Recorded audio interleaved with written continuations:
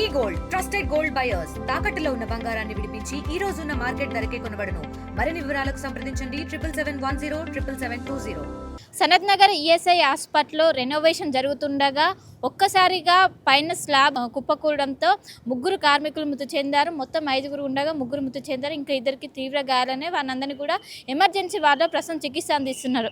విజువల్స్లో చూసుకోవచ్చు. మొత్తం దీన్ని ఒకవైపు ఎక్స్పాండ్ చేస్తున్నటువంటి తరుణంలోనే ఒక్కసారిగా స్లాబ్ అనేది కుప్పకూడడంతో ఇక్కడనే పనిచేస్తున్నటువంటి వాళ్ళు కార్మికులు ముగ్గురు ఒక్కసారిగా మృతి చెందారు. దీంతో ఇంకో ఇద్దరికి తీవ్ర గాయాలయ్యాయి. వెంటనే ఇప్పటికే హుటాహుటిన ఇటు హైదరాబాద్ డిజాస్టర్ రెస్పాన్స్ ఫోర్స్ చేరుకొని వెంటనే వారందరినీ కూడా రెస్క్యూ చేసింది. ఇంకోవైపు ఇది ఎమర్జెన్సీ వార్డుకి ఆనుకొని ఉండడంతో వెంటనే అక్కడ లోపల ఉన్న వారిని కూడా మూవ్ చేసింది. కానీ ఒకవైపు పేషెంట్లు కావచ్చు, ఇక్కడ ఉన్నటువంటి పేషెంట్ సంబంధించిన బంధువులు కావచ్చు, ఎవరు కూడా ఎలాంటి గాయాలు కావచ్చు, ఎవరు కూడా ప్రమాదంలో ఉన్నట్టు కూడా లేదు. కేవలం ఎవరైతే ఇక్కడ పనిచేసేటువంటి కార్మికులు ఉంటారో వాళ్ళకు మాత్రమే ఒకవైపు ముగ్గురు, ఇంకోవైపు ఇద్దరికి తీవ్ర గాయాలైనట్టు కూడా ఇప్పటికే తెలుస్తుంది.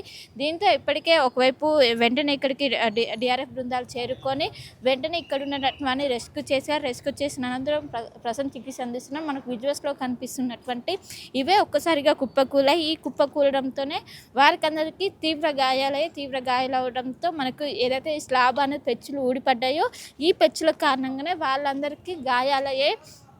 వాళ్ళు ఇక్కడే వర్క్ చేస్తున్న సమయంలోనే ఒక్కసారిగా ఆ పెచ్చులు అనేవి ఊడిపడడంతో ఒక్కసారిగా భారీ శబ్దం వచ్చింది. వెంటనే హుటాహుటిన ఇటు డిజాస్టర్ రెస్పాన్స్ ఫోర్స్కి ఇన్ఫర్మేషన్ ఇవ్వడంతో వెంటనే ఇక్కడికి చేరుకున్నారు. వారిని కూడా రెస్క్యూ చేసి ఇదే హాస్పిటల్లో ఎమర్జెన్సీ వార్డులో ప్రస్తుతం చికిత్స అందిస్తున్నారు. ముగ్గురు చనిపోయారు.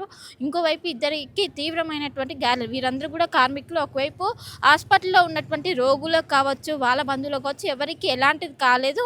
కేవలం పక్కనే ఏదైతే ఎక్స్టెండ్ చేస్తున్నటువంటి భాగంలోనే ఇదంతా జరిగింది. హాస్పిటల్ లోపల అయి ఉంటే దీని తీవ్రత అనేది ఎక్కువగా ఉండేది. కానీ హాస్పిటల్ బయట ఇది ఏదైతే మొత్తం కూడా సెంట్రింగ్ వర్క్ అనేది జరుగుతుంది, అందులో భాగంగానే ఇదంతా జరిగింది.